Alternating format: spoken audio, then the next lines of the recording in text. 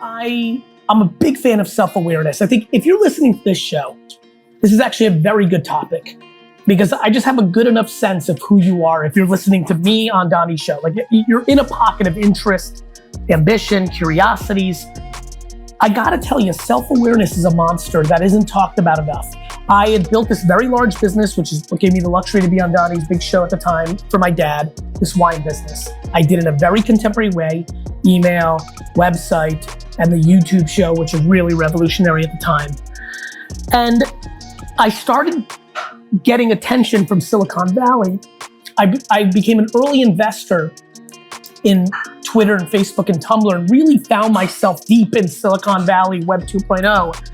And I started having crazy life experiences, meeting Barack Obama and talking about social media, spending dinners with Mark Zuckerberg, like just real, I mean, like going from a liquor store in Springfield and 24 months in these rooms that I'm in. And I remember not only being in the room, Donnie, but feeling, because I would stay in a very narrow convo. It was communication, right? Mm-hmm. It wasn't like we were talking about healthcare. Sure. We weren't talking about the solar system. We were talking about my game. And my marketing to build my dad's store, I built a $3 million, almost $4 million business to a $60 million business with no money on just finding every angle that was of the second. And the KPI was a business result, not a headline, not a metric, not a report. It was business. And I remember not only being in the room, but I remember feeling like the sharpest tool in the room. Yeah. And these were sharp tools. And so I didn't go crazy. I didn't go egotistical. I didn't think I was anything special. I just had a really calm year with myself in 2009-10 saying, okay, this is something. What am I gonna do about it? And I remember I leaned into another thing of mine, which is not as obvious given my energy, but I really, from both of my parents and my upbringing, have a level of humility and patience that's unique. And I said, you know what? I've got this talent. Why don't I build I'm a Star Wars guy. I'm gonna build a communications Death Star for myself. This is where you don't even know this part of the story. What's really unique about Vayner is I don't have a dream of selling it to a holding co with a huge earnout. You get offers all the time, don't you? All the time. Yeah. What's the multiples today? I mean, the things I'm getting offered are crazy because they're multiple on revenue, not on EBITDA. They're giving multiples on, what's the multiple on revenue they're giving you now? I could probably get, I've been offered something in the ballpark of 5 to 7 on revenue versus 12 to 18 on EBITDA. That's crazy. But what I'm really focused on is I'm building this for myself. Resi was a $200 million exit to Amex. Constellation bought Empathy 18 months in. I did something with K-Swiss sneakers that really worked. I sold $40 million worth of NFTs, Donnie, in 3 weeks. Gary, it's all about distractions, and in this country, there's so many distractions. And if kids aren't willing to, buckle down and just focus in on really what they want, it's just not going to happen. And we need to be, as parents, not to demonize distractions, right? Because we, as a parent in Long Island, want them to be in the professional lacrosse league because we think Paul Ravel's amazing. But what they actually love is actually comic books. And actually their destiny would have been to be a great comic book designer or flipper. So we need to make sure that we quantify distractions. Are they distractions or are they actually, you see where I'm going? I got you. And I know you agree, that's why I'm jumping in. No. Or is that distraction actually, because do you know how many first and second generation Asian, Indian, Eastern European kids were actually destined to be the great artists of our time, but were boring doctors, lawyers, and engineers? Yeah. Because that music thing was a distraction, but what you were telling the next fucking Chance the Rapper was that was a distraction, and then she decided to become a lawyer. When I walk in New York City, and I look at 40, 50, and 60-year-olds, and I just look at them, do you know in my mind, like in society, just walking, I always look at them like, I do this is weird, this is how I think. Man, I wonder if that person right there is actually the greatest music executive of all time, but their parents made them become an engineer. Yeah. Yeah. That's what I do. I literally walk that way. That was the great gift that my parents gave me. We were first generation immigrants. Every Russian kid had to be good at school. And if you were the biggest loser, you went to NYU, but really you should go to Harvard. I fucking went to Mount Ida College because a postcard came in the mail because I was trying not to even go to college because I wanted to go into my dad's liquor store at 15. They didn't impose the way out on me. They allowed me, my mom, and then my dad. The great thing they did was they created accountability. What you were referencing was accountability. My parents watched me. They saw that I was a shit student, which was an enigma for immigrants. They were all good students. and they said, cool, you're a shit student? Guess what? Happy 14th birthday. From now on, every weekend and every summer vacation and every spring break and every winter break and every Columbus Day and every Martin Luther King, you're going in the car with dad at 7 a.m. and you're gonna work, because guess what?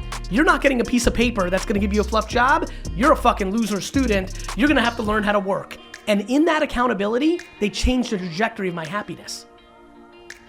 Yeah. And there's a version of that in soccer, which is instead of trying to get your kid to not, your kid's showing you that they're not committed. And you're saying, oh, they're only 14, they don't know better. That's bullshit. They're fucking human beings. You're ultimately robbing them of an opportunity to do something else. I think that a lot when you're, Correct. So whether that's, let's music, play this out because I can see it's whatever. resonating with you guys, and it's a good picture to paint everybody. You're 14-year-old who loves soccer and who's dominant, who's fast because your grandfather was fast one day, and like he has showing you that now he wants to be a rapper. And you're saying that he doesn't get it and he needs a little discipline and he's just a kid. No, he's a human. He's showing you. Let me promise you, the 1% that makes it to the league never wavered. Like you can't win.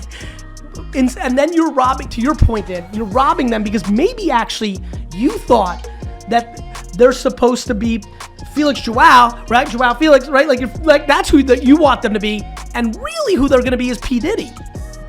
But since you blew out your knee, in junior high and couldn't make it, I mean, stop it.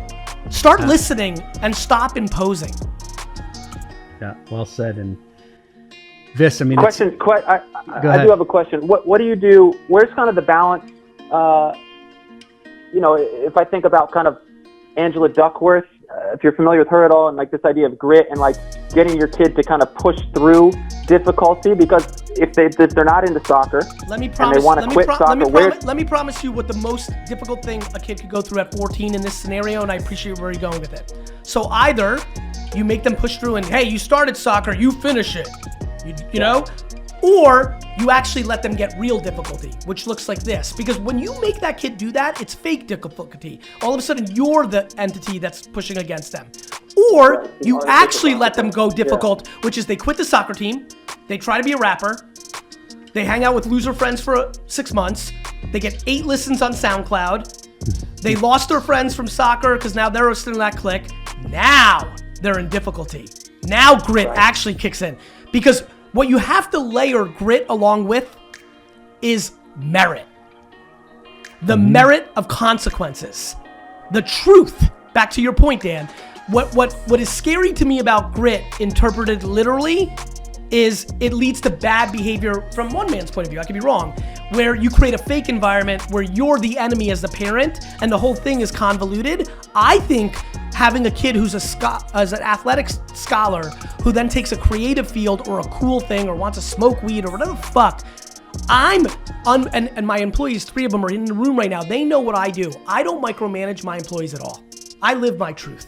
I don't make them do shit. I just let them fail, analyze, and then I try to help when they're truly at rock bottom, if I can. You don't let your kid die of drug use. No, yeah. But you absolutely, I think real perseverance and real grit is when they died on their own sword. You didn't allow them to use you as the excuse, and you've suffocated excuses because now you're like, well, you chose to do that. I thought you were gonna be Gunna. I thought you were gonna be a big time rapper. Looks like the market said no. You have just had this vision and you've understood the Garyvee brand, but you keep taking it to new places. And that to me is so impressed me. And because it's very easy, you build something and you stop and you go, this is great, but you keep you're on the cusp of every next thing. You just started your NFT business, your esports business. And give me where the kind of vision to where it's like you're always about tomorrow. And it's always about what's next. And that's what drives Peter. That is right. I think it comes from a couple things. One thing that I've realized about myself recently, unfortunately, I'm glad I made it back on time. I had a funeral I had to go to of an incredible woman by the name of Barbara Siegelman, who was, in essence, my dad's great aunt through marriage. And this was the family that when we came from the Soviet Union that really took us under their wing and Americanized us and helped us in a lot of ways. And, I was just with my mom and dad and sister, us kind of core. My brother has a young family, wasn't able to make it. And I was just thinking as I was looking at my folks, because that was kind of like the rich American family side of the family, right? I remember the first time I saw a car phone, like in the car was in a Jaguar that Barbara Siegelman had, right? And this is when like we were really lower middle class, And it was funny when you just asked that question, how I just put the two things that happened today together. I think the biggest thing that makes me keep going is how little I like the fruits of professional success from a financial standpoint to do things with it. I prefer the game. It's the process, not the shit, not the stuff. That's it. I love when you give speech. I love when you give speeches to young people. You talk about stuff. Don't fucking tell me about what you're going to buy or what you're going to do. It's really big for me. Yeah. And honestly, I want to find a little bit of balance because there's people that genuinely love the craftsmanship of a great watch or having a yacht or, I don't want to demonize enjoyment. For me, enjoyment is having the means to go to every playoff game of the Knicks and Jets if I want to. So I have things I'm passionate about as well. But the real answer to your question is it's more fun to me and I just am coming out of one from February 12th to May 12th, actually. I was going at it at a level that I probably hadn't gone at it in a while because I was building this NFT project while VaynerX and VaynerMedia are exploding. It is our era. It is our time. We're in the pre-dawn of our decade, for sure. We built a large company, but now the world's really coming to our level and our style of advertising. And I just, and it was getting nicer out, and New York and COVID's kind of like, we all know what we're living through. And a lot of people were golfing and sailing and doing some stuff. And I was happy. And I realized, my God, it is my hobby. My great hobby is innovating new things. And my great talent is having intuition around new things. And, it's turning out to create a unique career.